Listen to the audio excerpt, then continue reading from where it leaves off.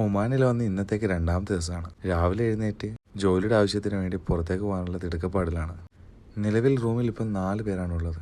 ഞാനിപ്പോൾ താമസിക്കുന്നത് എൻ്റെ ഫ്രണ്ടിൻ്റെ കൂടെയാണ്. ഇത് ഷെബിൻ, എൻ്റെ കൂടെ +2 പഠിച്ചതാണ്. ആ കാണുന്ന പാകിസ്ഥാനികളുടെ കൂടെ തന്നെ ഉള്ളതാണ് ഇവിടുത്തെ ലോക്കൽസും. ഇവിടെയുള്ള ട്രാൻസ്പോർട്ടേഷൻ, ടാക്സി, ഹെവി വെഹിക്കിൾ എന്നീ പല ഡിപ്പാർട്ട്മെൻറ്റിലും ഇപ്പോൾ ഒമാനികൾ തന്നെയാണ് കൂടുതലും. എന്ത് പണിയെടുക്കാനും താല്പര്യപ്പെടുന്ന വ്യക്തികളാണ് ഒമാനികൾ. ബാക്കിയുള്ള രാജ്യങ്ങളെ അപേക്ഷിച്ചിട്ട് ഇവിടെ ട്രാഫിക് വളരെ കുറവാണ്. അങ്ങനെ വൈകുന്നേരമായപ്പോൾ റൂമിലെത്തി. ഞാൻ താമസിക്കുന്ന അപ്പാർട്ട്മെൻറ്റിൻ്റെ തൊട്ടടുത്ത് തന്നെ എൻ്റെ ഫ്രണ്ട്സ് പോകുന്ന ജിമ്മുണ്ട്.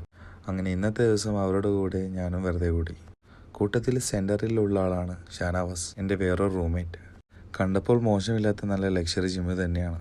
ഇവരുടെ കൂടെ ഞാൻ മെയിനായിട്ട് വരാനുള്ള ഒരേ ഒരു ലക്ഷ്യം, അത് നിങ്ങൾക്ക് വഴിയെ കാണാം. ജക്യൂസി, സ്റ്റീം ബാത്ത് എല്ലാ ഫെസിലിറ്റീസുള്ള ജിമ്മ് തന്നെയാണ്. അങ്ങനെ ഞങ്ങൾ നേരെ ലക്ഷ്യത്തിലേക്കുള്ള നടത്തത്തിലായി. അതെ, ഇത് തന്നെ സ്വിമ്മിംഗ് പൂൾ.